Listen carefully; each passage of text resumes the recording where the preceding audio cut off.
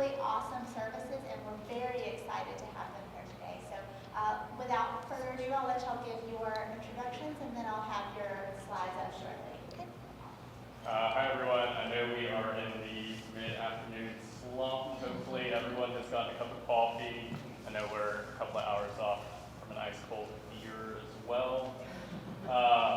Thank you to Elizabeth and the rest of the team for having us today. We're really excited to be here. I know we have some entrepreneurs in the room. I work for the state of Alabama. I work for the Department of Commerce in the Office of Global Business. And very simply, our job is to help entrepreneurs expand internationally.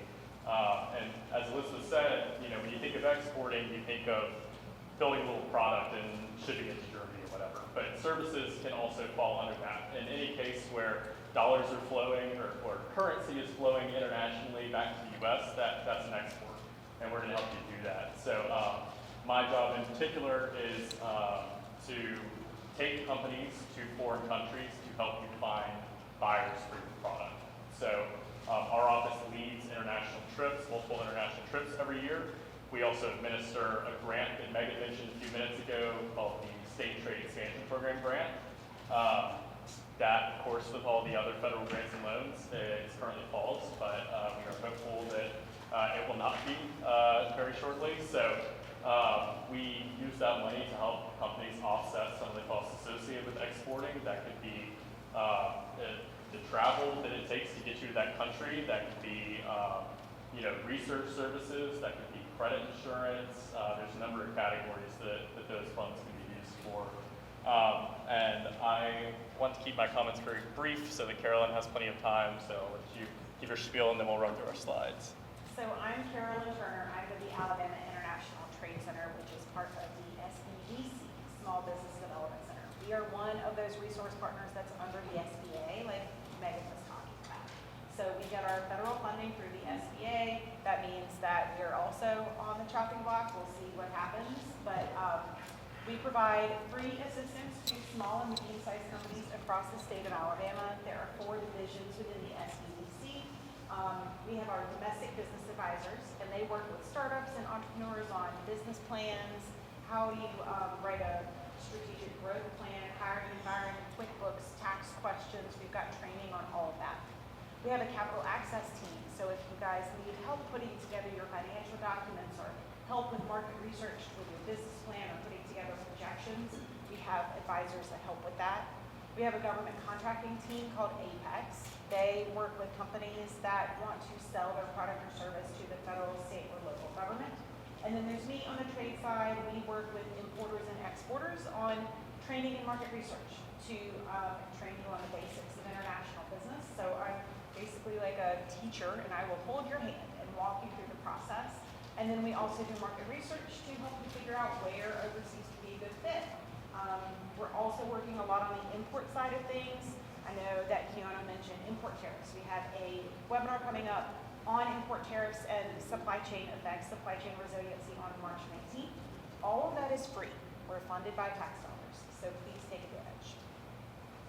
Perfect. I'm just going to run through my slides real quick. So this is just a general overview of what our office does. So strengthening Alabama's international ecosystem. So our office is responsible for diplomatic relations at the subnational level. So we maintain relationships with consulates and embassies that cover the state of Alabama. So if you had a question that needed to go to the Irish government, we could help facilitate that relationship, whether it be a trade question or a political question.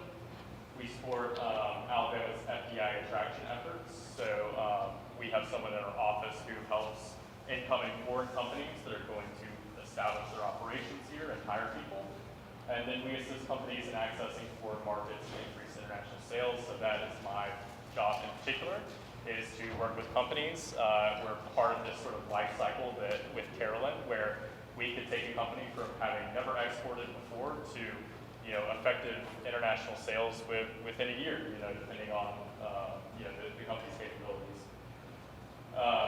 So just some very broad numbers. So these are 2024 numbers that just came out. So $3.5 billion in capital investment from foreign countries, and then about 38 jobs committed, which doesn't seem like a huge number, But if you think about how low the unemployment rate is in Alabama and how low it is internationally, this really can make a big difference. I mean, these are also paying, above the average wage for the state. These are not jobs paying minimum wage. These are $17 to $25 an hour jobs. And so they make a difference in communities, especially rural communities. And so to my point, on the export side, our exports for 2024 were about $27.5 billion, and the state's GDP was about $250 billion. So if you think about 10% of our GDP being tied to exports, this is where something like tariffs become concerning for what we do. 10%, once again, may not sound like a lot, but is a ton. And there are companies that rely heavily on these exports to be effective and stay in business. And if that drops from 10% to 5%, then people are laid off. People don't have jobs. Things become more expensive. We're going to be very opinionated on tariffs, whereas some other people may not. But that's our perspective. So our office is part of a group of organizations called the Export Alabama Alliance, as is Carolyn's office. And we all do sort of slightly different things in helping companies export, but we all work very closely together. So if a company comes to us with an export question that maybe I can't answer, maybe Carolyn can, or maybe our federal partners can, or maybe somebody at the port can. So we all are in constant contact. We're all working with the same clients to make sure that somebody's holding your hand throughout this entire process, right? And so this is sort of an overview of, my things got moved, automotive. These are our big export sectors. A lot of these, obviously, our car companies, Hyundai, our German car companies, they drive a lot of our export value, but I want to harp on, particularly aerospace, aviation, and bioscience and medical technologies. These are large, growing, really high growth, high value sectors in the state. Birmingham in particular is heavily dependent on the success of the bioscience and medical technology sectors. And this is one where we see a lot of opportunity. There are novel treatments, novel products being developed here in Alabama that are going to be in significant demand internationally, and it's in our best interest to make sure that those companies can identify those partners or those customers internationally and succeed there. And then I just wanted to briefly mention, so my job in particular, I'm a project manager, so my job is to actually interface directly with the companies and to get you where you need to go. So maybe you meet with Carolyn. Carolyn draws up a research report for you and says, your company would succeed in maybe Germany, Denmark, and Sweden. Well, how do you find clients there? How do you actually sell something there? How do you know how much you need to charge in that country? We will take you there. We will find customers for you to sit down with, and your job is just to sell. So these are some upcoming projects. Really, these are examples of stuff that we do. So we take companies to trade shows, but we also go specifically to countries separate from trade shows, and we set up business to business or business to government or business to institutional meetings for you. So our next project is in March in Poland, and we'll be taking a number of aerospace and cybersecurity companies with us there to sell their products, to increase their exports, and then hopefully hire more people and create high-paying jobs. So I know I just spoke very quickly. I know I ran through a lot of information, but I don't want anyone to fall asleep on me, and I want to make sure Carolyn has time to go through hers. So any questions on my end before I turn it over to Carolyn? And feel free to grab me afterwards if you think of something. Yes. Yeah. So there's a lot to talk about kind of just like, selling internationally, but also being very focused on like being in Alabama, like local things. And kind of like just walk me through like what sort of concerns that kind of rises. Because I know that for like small businesses who are taking local brands, it may conflict with like, okay, I'm gonna take this local brand and then go sell abroad. I mean, there's no conflict with that for us, at least from our perspective. The issue is when you say, and this is where, for instance, we're interfacing with our counterparts internationally, and their hope is that you move your company to Canada, or you move your company to the UK. That's where we run into issues. We want you to stay in Alabama. We want you to stay headquartered here. We want you to expand. We just want you to be selling your product there. they have a different set of incentives. They're going to help us out in the hope that that eventually happens, or maybe you open a sales location there or a manufacturing facility or something. But I mean, our office manages a grant. You have to be headquartered in Alabama to have access to that grant, but that grant explicitly is to help you sell it nationally. So there's no conflict from our perspective there. Same here, no conflict on our side. Our goal is to help Alabama companies start, grow, and succeed, and you can do that a lot by exporting. You can grow tenfold, 20-fold by exporting. So that's the ultimate goal, to create jobs here, economic development, and there's nothing that says that you can't have multiple offices overseas that still continue to feed more business here to your headquarters. Yep, absolutely. Anybody else? All right. Does anybody currently export here? Is anybody thinking about exporting? Okay. Well, hopefully after today you will start thinking about exporting. Do I just? Yes. Yeah.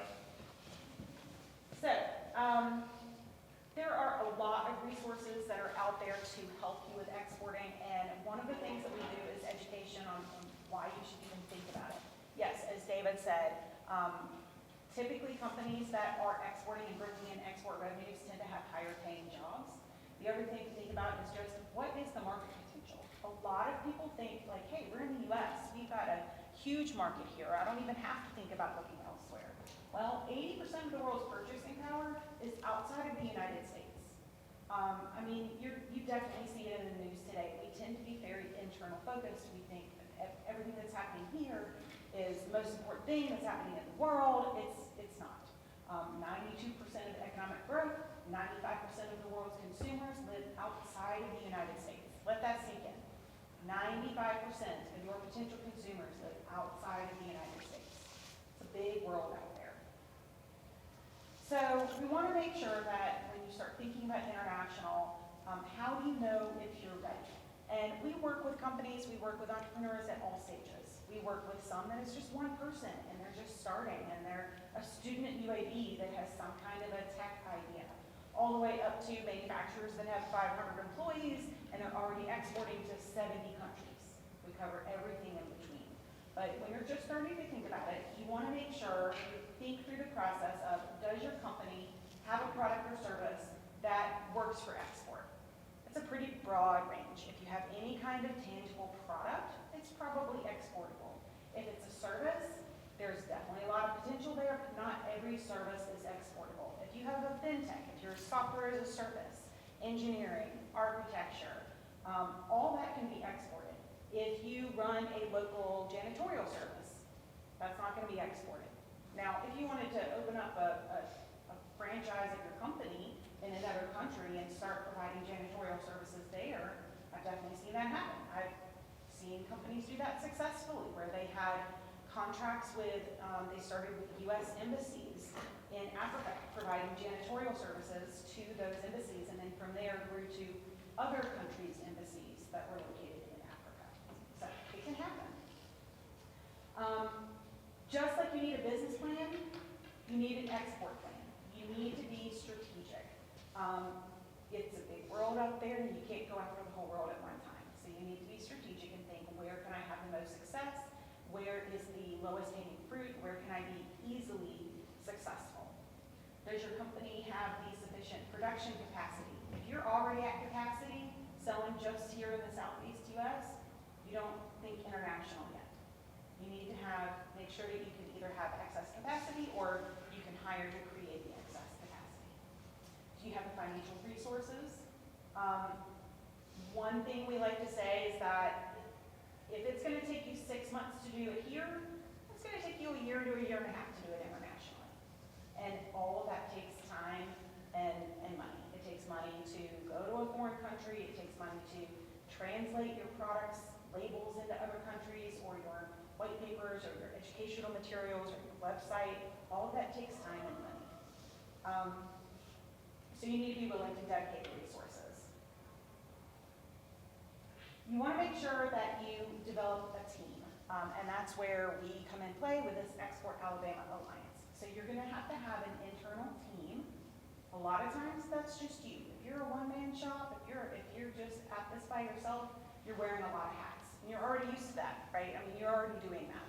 So internally, you want to make sure that you have somebody that is thinking about export sales, contracts, shipping, logistics, and how do you protect intellectual property rights overseas? Like, these are all things that you need to be thinking about.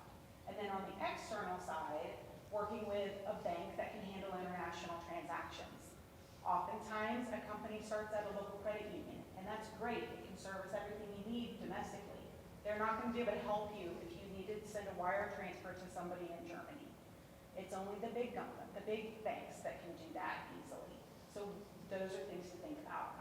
An external logistics partner, an attorney that can review your contracts when you're looking at international sales. Your attorney that you've used to start your business and get your business license and do your articles of incorporation most likely doesn't have the necessary skill set to help you internationally. Contracts in other countries oftentimes need to be written where it's subject to the local law in the other country. Even if you say in your contract that U.S. law applies, the other country law might supersede and say it doesn't matter what the contract says, British law still takes over, or German law takes over, or Chinese law takes over. And so there's just a lot of things that go into international that you want to have a team to support.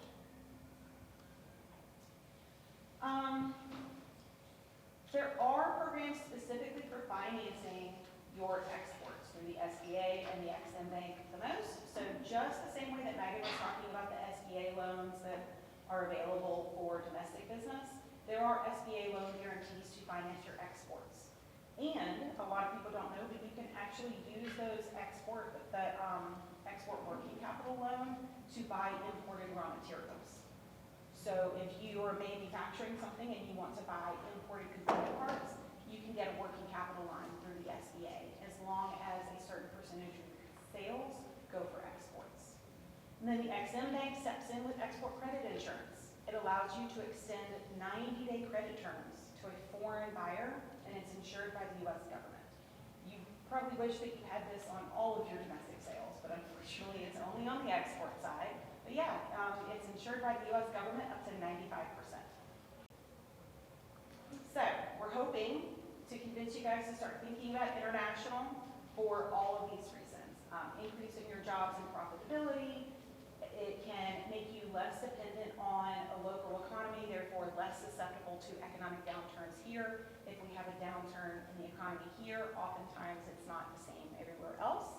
So you can navigate that a little bit easier. If you have seasonal sales, if your biggest market is heading into the summer, well, the southern hemisphere is on a different schedule. So when it's our winter, it's their summer.